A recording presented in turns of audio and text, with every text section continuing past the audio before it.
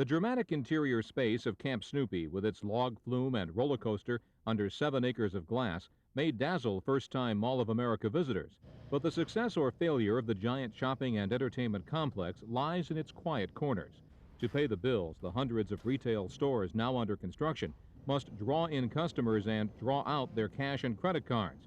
But what can one small store do to make it stand out in the retail caverns and atriums of millions of square feet of products and price tags? We have a rather large sign. It's 4 feet high, which starts in this corner of the space and runs halfway into the space, and it faces out in that direction to get people's attention from the South Boulevard and from the Bloomingdale's atrium. There is more than signage in Gregory Rothweiler's plan for the urban traveler's shop, nestled in a second-floor corner of the mall near the Bloomingdale's anchor store.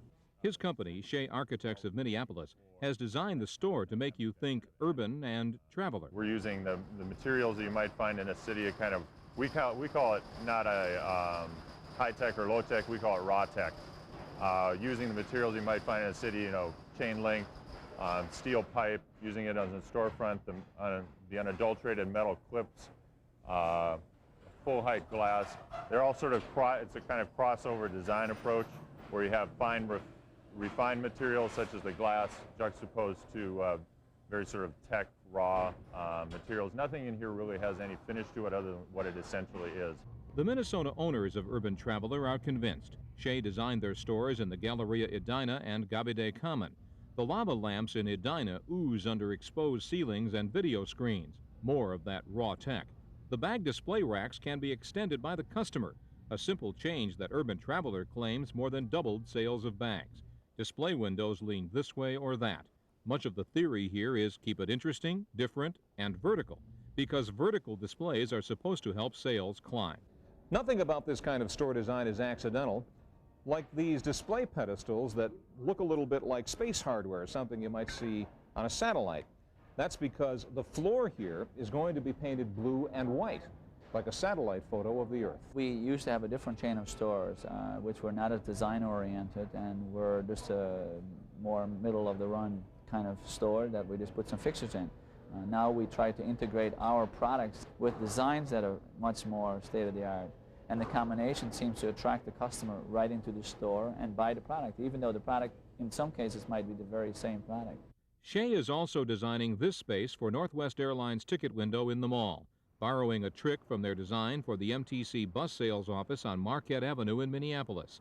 The bus illusion there brought in enough customers to fuel a 200% sales increase. The Northwest Mall location will feature a globe and giant aircraft tail extending 4 feet into the mall. In another part of the mall, Wilson Leather turned to Shea for design ingenuity. The Wilson store is deeper than it is wide, so Shea has recessed the front windows to invite mall walkers in, then illuminated picture panels in the rear of the store to lure customers to products in the back.